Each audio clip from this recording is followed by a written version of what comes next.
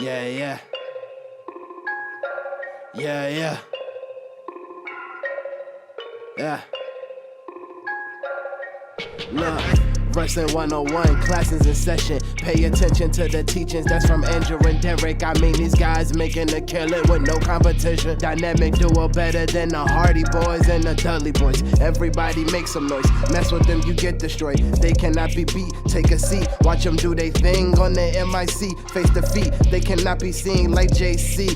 Oh my goodness, it's a killing spree. David Adams here for Wrestling IQ 101. A podcast you can watch any time of day or night, even after Andrew's bedtime of 9:30 p.m. Listen to Andrew, Derek, and more. Wrestling IQ 101, your spot for wrestling knowledge. Hey everyone, welcome back to another edition of Wrestling IQ 101. I'm Andrew alongside Derek. You. And today joining us is Mike Orlando, the Green Machine. What's the juice, man? Not much, man. It's good to be back. It's good to be back on here. It's good to talk to my boys again. How you guys doing? Doing great, man. We're doing great. I don't know if we're doing as good as you, but we're doing great, though. I'm just a guy, man. I'm just doing okay. I'm doing okay. I think you're doing a little bit better than okay, man. So, Mike. Hopefully. Man, I mean, it's been a while since we've had you on, for an interview. You know, we talked a couple times at Jersey All Pro and Synergy, but man, how's things been for you since we talked last? I believe the last time we talked, I just came back from my tryout or was going to it. Mm-hmm. Yeah. I believe is that right? Was it to the WWE? I think you were about to do it. Yeah, you were about to. Yeah. Right. I was dieting and everything, and I looked like anorexic or something like that. It was ridiculous. I looked disgusting. Yeah. I hate the way I looked when I went down there, man. I look at pictures and I'm just like, that's not me. Yeah, I mean, you were down there, though, with some pretty impressive people, though. I mean, did you feel like that, motivated you to do even better?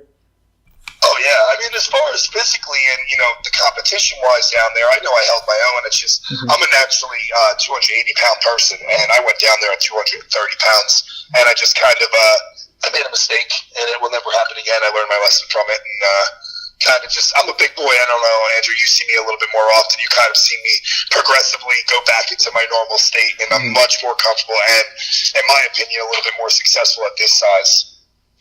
Yeah, I think that's the thing that helps you stand out because of your, with your size and your athletic ability, you're definitely one of those people who can do more than a guy your size for sure. Yeah. Yeah, well, I mean, the more and more I go, believe it or not, once in a while some athleticism comes out. I'm starting to feel like the big man again. I'm starting to feel like the football player again every so often. Mm-hmm.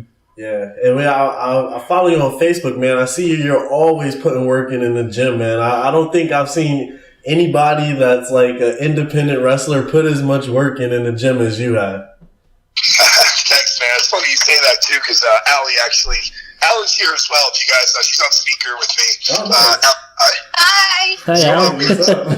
Congratulations. We just left the gym right now, and we have a new little video we're going to put up. We did some crazy stuff for PG reasons, to say the least, in the gym, and we're going to put it online in a little bit, and did some wall push-ups and some exploding stuff and some really, different kind of things, and, I hope a lot of people listen to this, and I'm glad you said that, because if anybody can keep up with me or her, please, I mean, you're more than welcome to challenge us at any point and put your money where your mouth is. So I love, my gym is always open. I don't need any money. I don't need anything. You come in there and I'll just whoop your ass real quick. So, Nice. Yeah. Well, that's awesome. but enough about that. Yeah, man. And Allie, congratulations on being on Raw the other day. That's amazing. Trying, man, trying. Allie's all sore right now. She's ready to kill me, but it's worth it. It's worth it. She just did her little thing on Monday with WWE, so she's been really motivated since she came home. Yeah, that's awesome. We talked about this. What is Federated to you, man? What is that all about? Federated, okay. Federated is a group of people that, we've talked to each other for years about, what wrestling should be. But unfortunately, independent wrestling, first off, I've only been here since 2011. I'm the first person that's not afraid to admit, what do I know what wrestling should be? I mean, I have no idea. I've only been here for a little while. But my opinion, wrestling, especially independent wrestling, should not be what it is right now. So a lot of people and I have always spoken about, like, oh, the ways we could change it, what we could do this. And again, nothing ever gets done. So we all just talked about it. And then Elliot Martinez one day kind of came to me and was like, listen, dude, are you going to keep talking shit all the time, or are you going to do something about it? And it was like, oh my God, he's 100% right. And basically, we all kind of cohesively worked together and put together a group of people that should not be overlooked and should not be at the bottom of a card or working for no stupid bullshit nonsense opportunity, work for $5 and pay $35 to get home type of shit. So we're looking at each other where we need to change the wrestling. The only way to do it is with each other's support. And I took the best wrestlers in the world and I put us all together. And little by little, we're growing. We're going to be the new NWO. We're not going to be the new NWO. We're going to be the next version of that. We're going to be nothing you've ever seen before that. And if you watch anything we're doing now, it's already different. We're not bad guys. We're not good guys. We're just realists. Like I kind of told you before with the gym invitation, like that's 100% real. I don't need wrestling to tell me I'm the man, so it's kind of a challenge for people to step up in any way possible, and that's what Federated is. It's just we're the realest people out there, and we're ready for anybody to try to tell us any different. Wow, it's a pretty good mindset to have for sure. Yeah, definitely. Now, as far as you go, have you ever thought of being like a motivational speaker? Because you're you're one of my favorite like indie wrestlers, man. Because you always make like positive posts every day, motivational posts every day, and I just see your posts and it just makes me want to like go do shit. I appreciate that, man. Honestly, yeah, I've thought about it a lot. I do it in my own little ways too. Like as a personal trainer, I talk a lot of clients that have issues and weight problems and things like that, and they're very down on themselves after years and years of fighting themselves. And I've always been good with talking to them and getting them to be more motivated. But where all that really comes from is I wouldn't say a mentally weak person. I was always a physically weak person, but a very mentally strong person. And opposite is now, obviously, but it took me to become physically strong to match my mental capacity. And that was a lot to do with my football coach in college.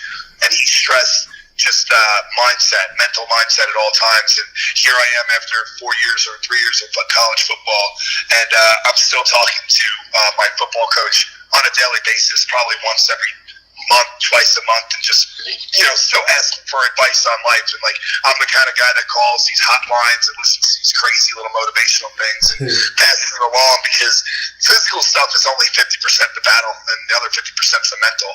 So if your mental isn't right, it doesn't matter how good physically you are, and that goes back and forth both ways. So it's kind of something that I really do live by. But if the opportunity ever came, aroused where I can kind of go and talk to kids or talk to schools or something like that, I would love it more than anything, Yeah. So, Mike, before we went on, we started talking about Booker T, man, and how awesome is it for you that you finally got your opportunity to go down to Texas and be part of Reality of Wrestling. I mean, so many great people, the Heavenly Bodies have been there, and now you're on your way now yourself. It was one of these things called a goal, and we all set goals, and everybody has them. It's like ROH, WWE, it's all all these top places, and mine was Reality of Wrestling, but not so much. And I'm not afraid to say it. I'm not one of these guys. I'm not so much just for the Reality of Wrestling aspect. It was for these four-wall syndrome aspect of it all, where it wasn't that I didn't want to go to the Ring of Honor or WWE or anything like that. I know where I'm going to finish. I know where the finish line is for me in wrestling. I know where I'm going to be, and I'm not worried about it. I'm not worried about any of that. So it's kind of more like enjoying the road until I get to the end of it. And along this road, we're going to have a bunch of bad moments and a lot of good ones. And I don't want any of those bad ones to take place anymore. And I'm kind of learning that the hard way with wrestling as I go on. So I'm reaching out to places like Booker because I want to make this road a good road. So it's a goal where it's I'm flattered because it's something I've met, but I'm more proud of myself because I didn't just get there and say, "Well, I did it." I went there and I stole the show, and I don't care what anybody says. Again, I went there and I took over, and that's what I have to do. And it's not because I'm the best. It's not because I'm better than anybody. Everybody has the ability every single time they walk through the curtain to do the same thing. It's just that I didn't get on a plane and not sleep for 2 days and not have a hotel or whatever it may have been, the night before to make my early flight in the morning. That's all it was. I didn't do that for no reason. I didn't do it just to show up and say, "Wow, I wrestled for Booker T." I did that to make sure that my job was done and make sure that I could do the best I possibly could when I finally did get down there. And that's where I met a goal for myself. I didn't just go there and say, "Wow, I did it." I went there and I got him to talk about it after. I got him to bring me up after to open the door for more opportunities for me. And that's what a lot of independent wrestlers don't realize. It's all about opening the door for opportunities. And so many of these guys are like, "Oh, I hate that promoter. He made me lose last week," or "He's not giving me a championship," or "This guy gets all the names every time they come." Every one of those dudes that just name and says things like that, they can turn their ass out the locker room and walk out, or come to my gym so I can whoop their ass. What really is. So it's kind of like the reality of it all is just making an opportunity and making something out of it. So Booker T kind of opened my eyes to a lot of different things, and I've been blessed to have him kind of take me under his wing. Calls me almost every day, and we talk about a bunch of different stuff. And it's never just wrestling; it's business, it's putting things together, it's marketing, it's production, TV, what to do, what not to do, what to put online, what not to put online, and people don't view wrestling that way, and that's what I meant when I started this conversation with independent wrestling needs to change, and it's not the stupid gimmick stuff that everybody's change, kiss my ass too. Continuing. Yeah. Nice. Now you mentioned goals, so I just want to know like what are some of your plans for the future, and like what are some things like for this year that you want to accomplish? Everything. That's a good Honestly. answer. Honest to God, I want to do everything I possibly could this year. I want to be the first guy to, appear on TV for one company, under contract for another company, while beating the champion of this place. Well, you know what I mean? I want to be the guy that did the first of all this stuff. And it's not to be better than anybody. It's because it hasn't been done right now. I mean, don't get me wrong. There's some talented people out there. I look at guys like Matt Riddle. Holy shit. Yeah. Matt Riddle's awesome. You know what I mean? You look at guys like him, he is awesome. Okay, and I don't mean awesome just in the ring. I mean, you could go talk to that guy for 5 minutes and be like, "Well, there's something really cool about him." Yeah. Okay, and that is a pro wrestler. So my goal is to do everything like he's doing everything, but in my own way. Yeah. Because I feel like I'm awesome, and I feel like it's not even so much the wrestling; it's just being able to be the kind of person where you understand everybody and you know how to work with anything. And I feel that with this year coming up right now, I've laid the seeds down, and now I just have to do something with it. Yeah. I mean, Mike, you had a little controversy with Jack Swagger, and now you corrected that. I mean, how was it getting back in that ring with him? Well, I don't know if you've read today, actually. I believe they announced it online. We've got a third one coming up, and it's the last one, 3 Stages of Hell. Nice. Oh, my God. 3 Stages of Hell, if I'm correct. And if I'm not correct, I'm sure he's going to text me after this and be like, "Yeah, right." But I believe it's Falls Count Anywhere match, a I Quit match, and a ladder match if it gets there, brother. Nice. I feel like you might take it in 2, so I don't know if you're definitely going to get to the third one. Yeah, right. The fans might be a little disappointed, that they didn't get the third one, but... But you know what's funny about Jake, dude? Jack, he's literally the best hands-down athlete I think I've ever been in the ring with. One of them, for sure. Really? You tie up with that dude, and you're like, wow, whoa. You know what I mean? And it's he's just a solid athlete, 1,000%. Mm-hmm. When you get in the ring with a guy like Jack Swagger or some of the legends like Ryback that you've been in there with, do you see why they made it to WWE and why they've been there for so long? I mean, does that kind of stuff rub up on you a little bit? That's a great question. I do kind of get that, but I also, and it sounds effed up, but I also understand why so many people didn't make it to the WWE when I get in the ring with guys like that. Uh-huh. I look across the ring and I'm like, wow, former world heavyweight champion, this, that, third, blah, blah, blah, blah, blah, blah. That's what you're supposed to look like. Then you go down the steps in the locker room, and this is nowhere in particular, just a hypothetical thing. Then you go down the steps in the locker room, and you got this dingbat in the corner wearing an ASICS singlet with all face paint on, like a Road Warrior animal sitting there, and you're like, okay, my life's a joke. You know what I'm saying? And it's like, no, it's not. Your life is a joke. That's what wrestling is trying to allow, and he is what makes it to the big leagues. And the only reason these guys are on the little leagues is because they're still making big league money. Yeah. And people don't get that. They're like, oh, indie wrestling, he succumbed to a gym now? Yeah, he succumbed to a gym and makes more in a day than he did in the big places. So it's like, it's a double-edged sword. And again, when you go down to the independents, it's not a bad thing. It's something for you to reevaluate what you need to do, what you need to change, what you need to fix, and do that. Like, look at Jack. He's on Lucha Underground. He's on Bellator. He's all over England. Okay, he's doing more right now in wrestling than he did as World Heavyweight Champion. Yeah. And people don't realize it. So when I'm across the ring from him, what I feel is, yes, it's amazing that you made it to the big leagues, and how do I be like you, and how can I do this? But it's more like, wow, okay, you don't wear shitty gym wrist tape that looks like it came from the dollar store. You have wrist guards on. Okay, that looks professional. And then you're like, okay, click, boom. That might be the difference. So you try it. Okay, you don't get a job the next day, but at least you have better gear. And people don't want to look at it that way. You know what I mean? Yeah, definitely. Yeah. Yeah. I don't know if that really answers it to a T. It's just I used to be astonished. I used to be like, wow, I'm so excited I get to wrestle these guys. Now it's like, what can I do to make the most out of this? What can I learn? What can I talk to him about? How can I create a connection with this guy? Yeah, definitely. And when it came to you and Jack Swagger, like when I saw the announcement, like you guys were going to fight each other, I literally thought like this is like a perfect opponent for you. I felt like you kind of remind me of Jack Swagger, but like a little bit of a evolved version of Jack Swagger, because I feel like you could do a little bit more. So I already knew it was going to be a great match. It's funny you say that too, man. And like, so kayfabe, okay, whatever. So, and when we were talking about some stuff, him and I, and like we were going over one of our first matches, and at some point I said to him when we were talking about something, and I promise this was so inadvertent, but I said, yeah, I had you in the corner, and then I hit the swagger bomb on you. Stopped on the phone and was like, man, wow, I hit the Vader bomb. Dude.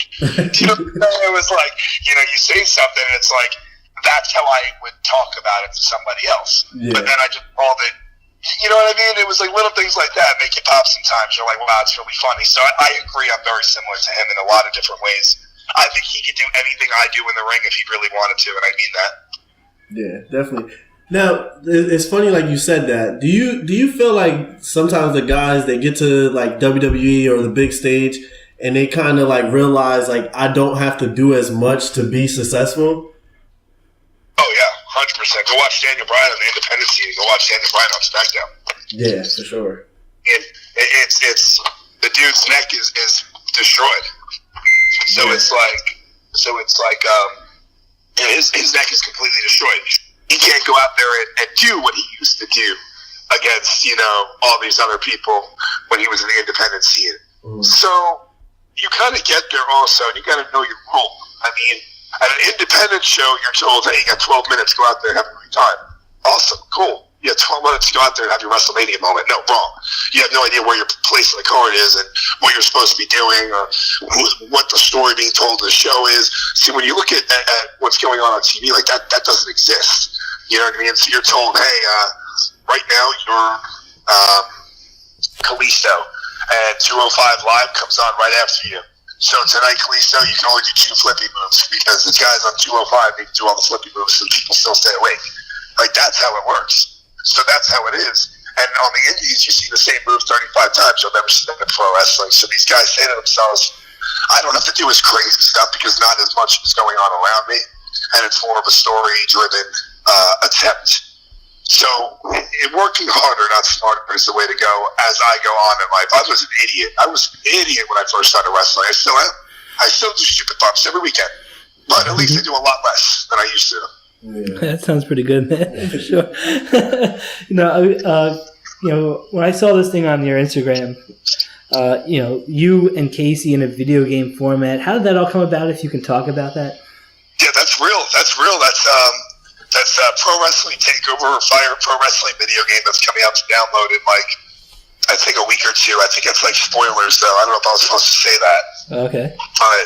But that's what's happening though. It is. So free promotion by me, I guess, or just like cutting me from the roster. One of the two. Yeah. Is that kind of surreal for you, knowing that you grew up playing video games, you knew, all this stuff could be a possibility, and now when you see it finally materialize, is that kind of surreal? What do you mean, brother?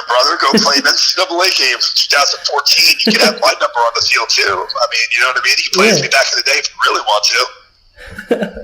I'm kidding, but no, you seriously could. Not that they had the rights to any of our likenesses or anything like that, but it is surreal, man. It's really cool because it's what I wanted my whole life. I mean, I think of wrestling, and I wanted to be the kid. Like when I got older, I wanted to be the person that attracted kids like me. I want the action figures. I want the play sets. I want the super sets. I want to go to the store, buy the video games. Like, it's an art. It's something that's supposed to be more than just super kick after Canadian Destroyer into a finish. Mm-hmm. So, I mean, I want that surreal feeling. I want that, main event caliber type thing. So it's humbling though, because when you finally get little bits of it, man, you kind of look in the mirror and you're just like, wow, that's a goal. Yeah, man, absolutely. Yeah, and I want to talk to you about like marketing because definitely since I've met you, I don't think anyone has like better marketing than you when it comes to being an indie wrestler. Can you just tell us like what's the importance of marketing and just to anybody that's new, explain the importance to them as well? It's 90% the battle. I mean, I don't think that without my branding, well, my best friend, man. My best friend, he's a graphic designer for Tops, and he's my graphic guy, and he does everything for me. And now he doesn't do it for free. I still take care of him anything I can. But it's beyond important because back in 19-whatever, they would have to go and travel like, 150,000 miles to go wrestle on a show and be like, hey, my name is so-and-so, and I could do a really cool backflip if you give me a chance. Nowadays, we can kind of go online, do the backflip right in our backyard, take a video of it, put it online, send it somewhere in 2 seconds, and now that person just saw you do a backflip. Yeah. 9 out of 10 people don't understand that concept, and I don't get why. Because if you can have a way for everybody to see what you're doing, then everybody is seeing what you're doing. If you're not confident enough for everybody to see what you're doing, then stop what you're doing. So it's kind of a way where you have to know that what you think is enough isn't enough. And that goes for me too. I only have 950 posts on Instagram or something like that. Like, why don't I have 1,000? Like, there's 365 days in a year. I've had that for 3 years at least. Like, why do I not have at least a post a day? So I'm just as guilty. So as much as that I excel, I can still do better at that. But you'll bump about 150,000 times less if you know how to market yourself and not waste your time driving 90 hours somewhere for someone to say thank you very much. There's a hot dog on the way out. Yeah, seriously. Mike, when we were at JP last time, you and TJ Marconi had a killer match. That fatal 4-way. Is that still personal between you and him? Is it still going on, that beef? I don't even know. I don't talk to him at all. Okay. I don't have anything to do with him. I mean, we used to try to talk, but I don't know. I have this weird thing that, like, whenever I start like getting a little momentum in wrestling, everybody seems to like, I don't want to be my friend anymore. It's kind of funny, but it's all good. I mean, I'm not here for friends at the end of the day. Yeah, I mean, I think it's inevitable that you guys might lock up again in the future, and I hope I get the chance to see that match. Oh, I hope so. I mean, that'd be great. It would be fine. It's just, you go from a constant work rate with the person to, I guess looking at things differently. And this isn't just TJ, believe me. Mm-hmm. This does not, finish with him. This goes for about 60-70% of people that cross my path, and every one of them's like brother. And the day I don't give them the information for one of the bookings I just got a week ago, and they don't get on, all of a sudden it's fuck Mike Orlando, that fucking asshole, and doesn't kiss everybody's ass. So that's just the reality of it. It's kind of, I mean, I hope you guys edit some of this because I'm like kind of on a rampage. You guys get me wired up like this. So it's just, That's the old school Ed in me from old time wrestling. This guy got me crazy thoughts sometimes. And when I get wrestling, I get like so passionate about what I do. It's like really hyped up. So anybody gets offended by my language, I don't talk like this, 9 to 5, only from 5 to about 10. So, but, Mike, that's one thing I love about you, man. You hear the passion in your voice when you talk about wrestling. Definitely. Sometimes people are just going through the motions. They just want the fame or just want the money from it. But you, man, you seem like you really want to make that the full-time career. And that's one thing I admire about you, 100%. Yeah, definitely. Thank you, dude. Thank you. You know what the thing is too. As much as I admire it and I love it, I actually was talking to somebody who I'll leave on names for this reason, but they said to me, "You do love it, you do kill it, you do great, but if you hate the way the people that are just standing there stand by, why don't you do something about it?" Mm-hmm. Yeah. And it was like, well, I guess I'm just as guilty, right? If I just allow that to sit there. But again, we live in a world where, like, you look at someone the wrong way, they're calling a lawyer and saying that you're harassing. So it's kind of hard to stand there and say, oh, you can't do this, you can't do that. But, you got to police your locker rooms. El Jefe, Manny Martinez, I don't even care if anybody knows who that kid is. Like, that kid, he'll never be in a locker room with me again. If he is, I'll punch him square in his face. And, like, that's 100% a shoot. That's not, like, any fake stuff. It's people like him that don't belong around guys like us and puts a bad name. I had a match with him. He was completely unsafe. Almost knocked me out like 35 times. And, like, I played football my whole life, man. I was always hit in the head. Not once have I ever been knocked out in my career. And this dude found a way to knock me out multiple times in a match. So, I guess that makes him a tough guy. But I think I saw you. What I've realized is that, like, little by little, I am policing my area as much as I can. I can't control everybody. Can't control anybody. I can only control myself. Right. But, like, when things like that happen, I feel like I've gotten able to wipe independent wrestling out of people that just show up and say, oh, I spent $30 at Walmart in this singlet, and now I get put on the show because I built the ring. Yeah, I think I saw. I mean, you ended up missing a show because of that, right?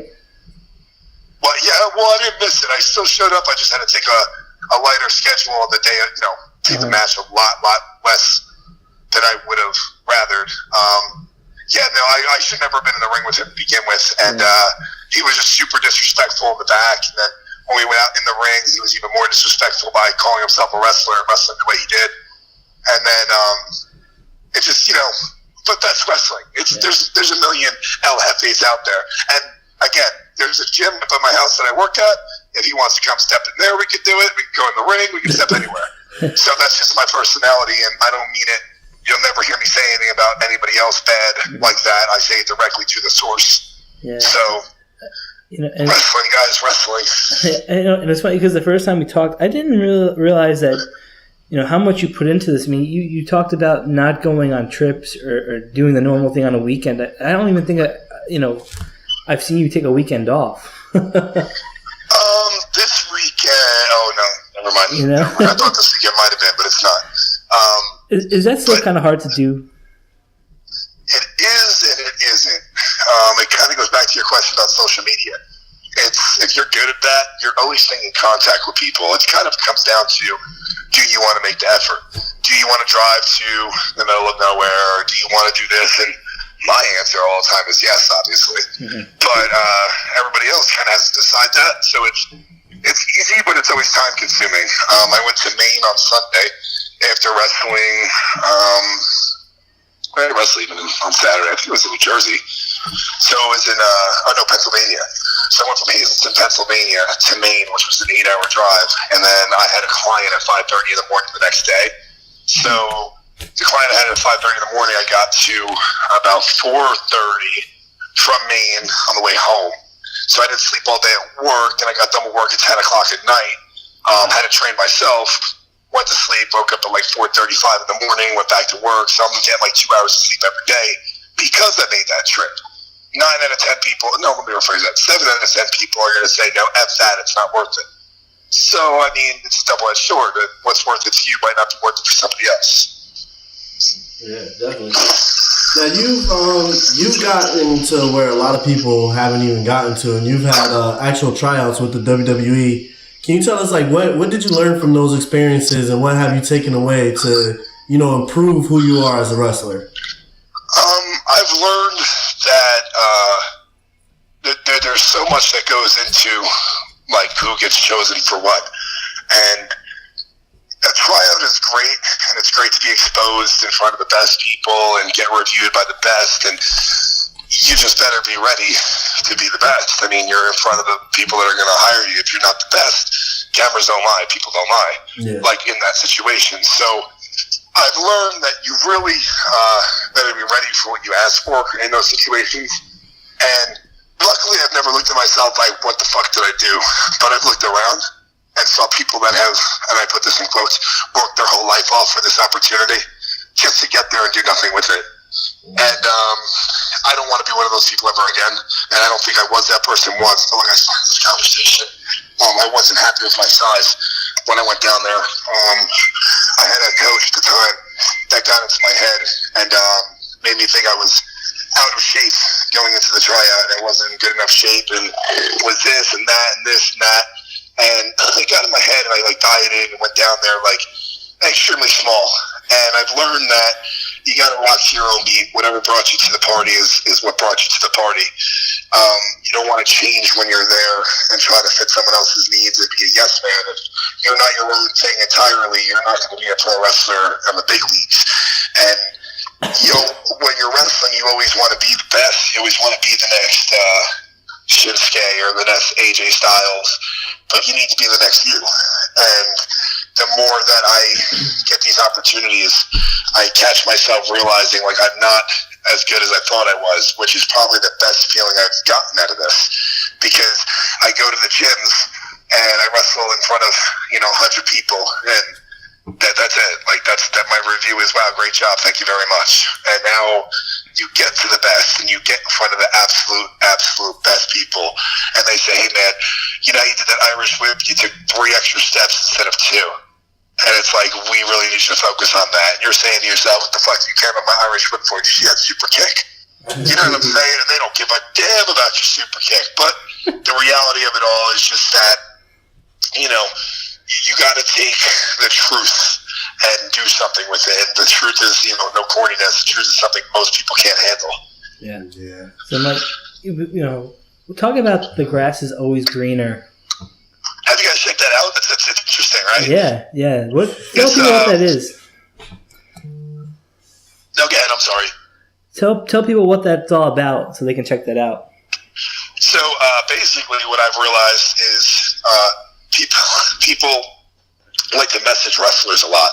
And people like to say hi, as a message, as if we spoke a million times. You just Instagram DM me with a hi, or what's up, or can I meet you, or something like that. And you get to the point where you're just like, I'm not even answering this anymore. And anybody who's gotten those before knows what I'm talking about.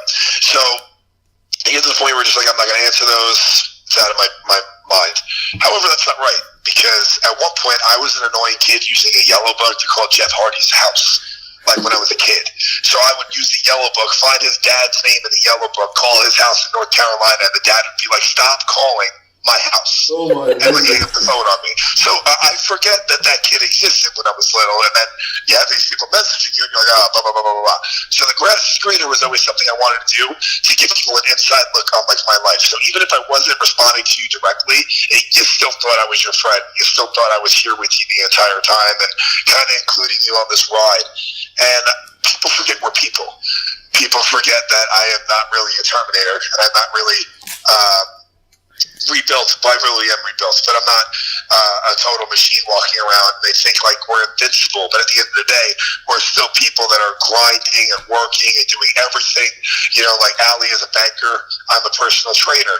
Okay, but full time we're wrestlers. We're part-time bankers. We're part-time trainers. And again, anybody who thinks differently, my ass is ready to be kissed at any point. Like, I don't care. Like, it's just, we are really not concerned with what anybody else thinks, and that's kind of what separates it all. So the grass screener is trying to give you, like, that realness where it's like, we really are wrestlers, but Mike buys comic books every 2 days. Ali is obsessed with Jurassic Park toys.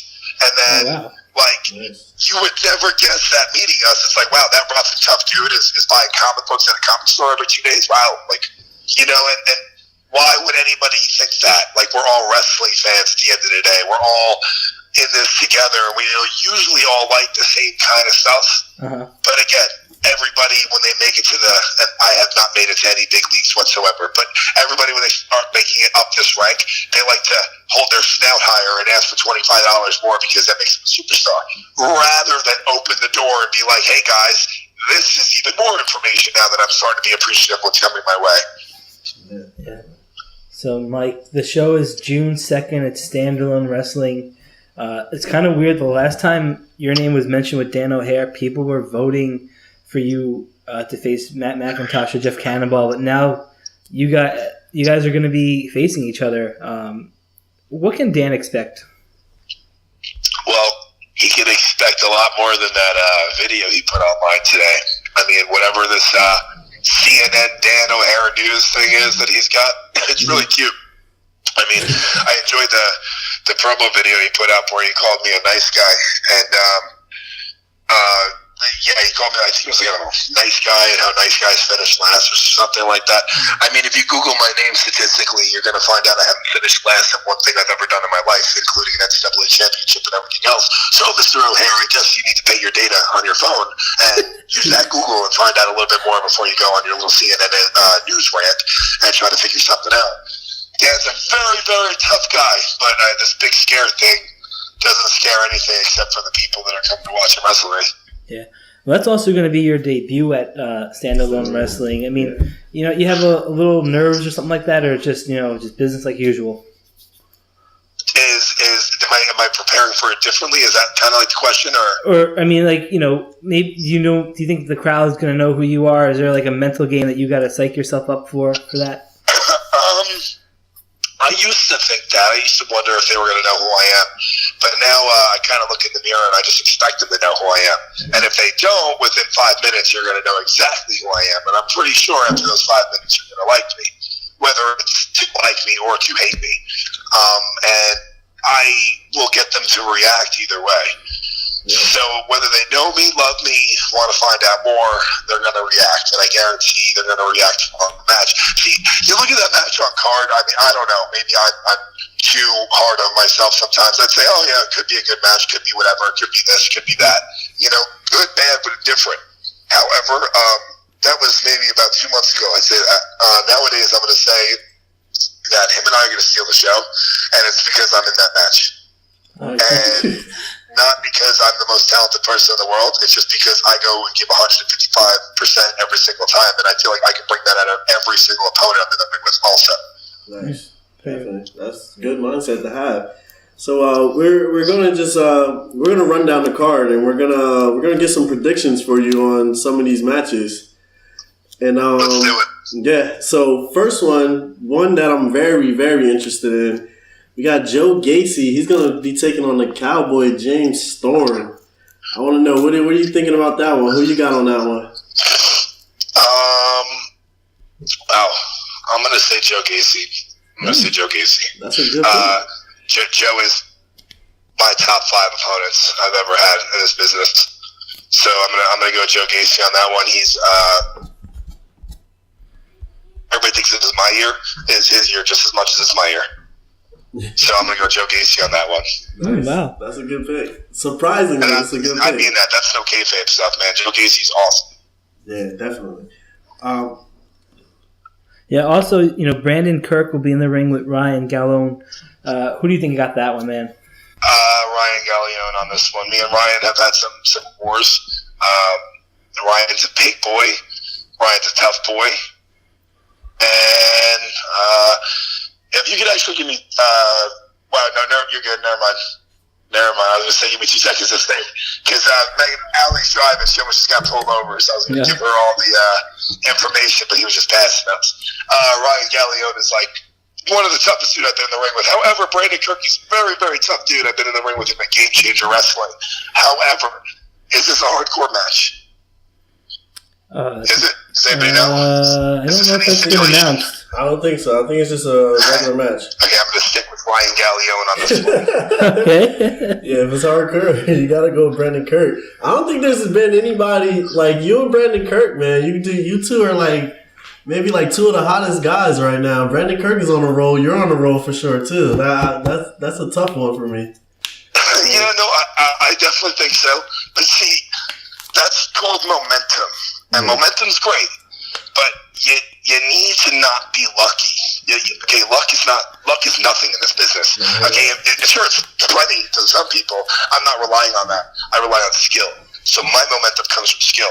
Okay, his momentum, make it come from skill. Don't let it come from luck. I'm not sure which way it comes from. All I know is Brian Gallione doesn't need luck. Definitely. Yeah, and that's funny that you said momentum because that is the name of the show at Standalone on June 2nd. You like that? Yeah, Look at that. absolutely, man. Talk about momentum. A guy who's never lost any, in my opinion, is DJ Hyde. He's taking on DeMarcus Kane. Who do you got on that one, man? TJ. TJ? DJ. It's the Deej, man. Mm-hmm. It's the Deej. Everybody knows the Deej has got to do his thing. DJ is winning that. I guarantee he pulls out a kendo stick. And spoiler alert. Oh my goodness! Now we'll switch over to the girls. We got Brittany Blake, and she's gonna take on Leila Hirsch. Who you got in that one? It's Brittany and Diego Hirsch. Leila Hirsch. Oh, okay. Wow, that's a good one too. Yeah. Let's go. Brittany Blake's the veteran in this one, so you got to go with the veteran on this one.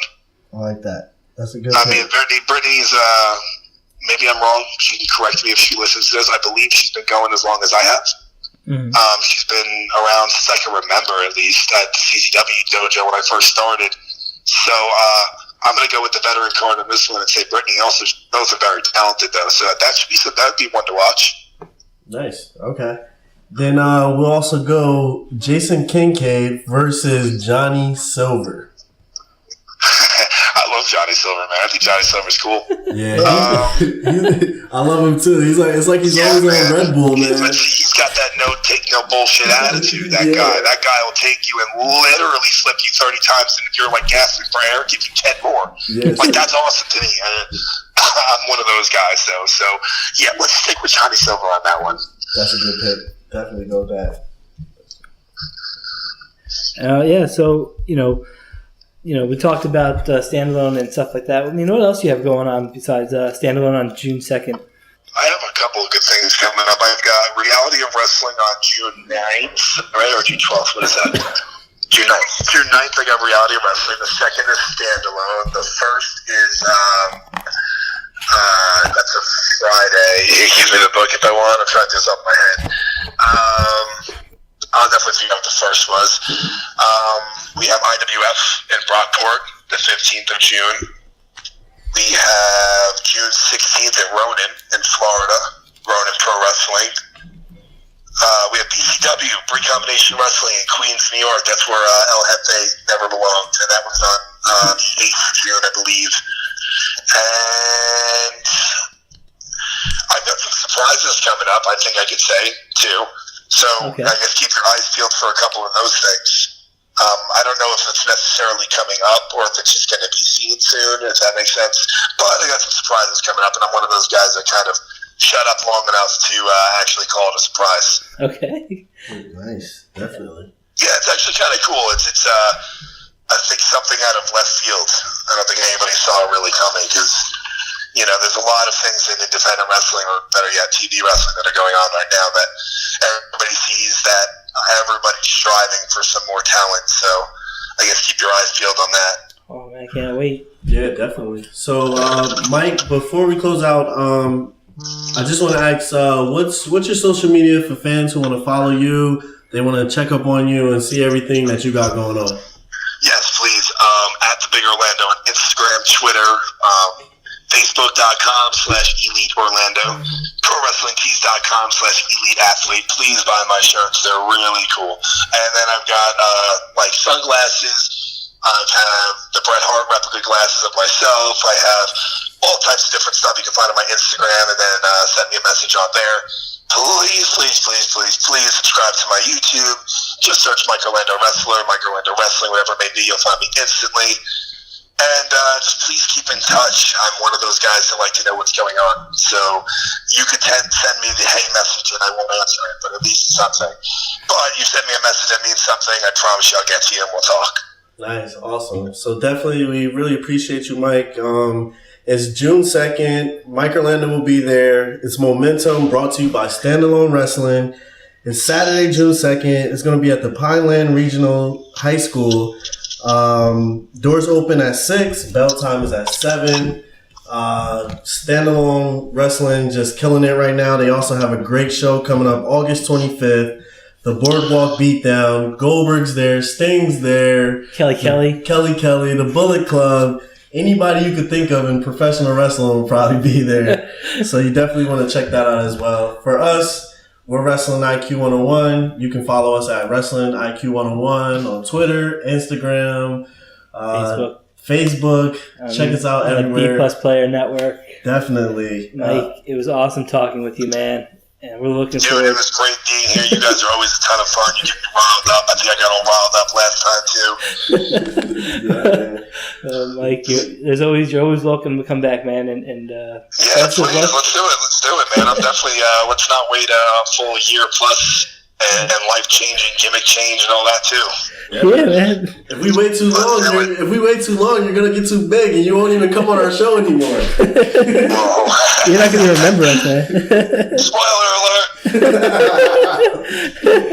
Yeah, Mike, we definitely appreciate it, man. Yeah, and dude, of course, guys. Thank you, man. And more success to you, man. And we'll talk to you soon, man.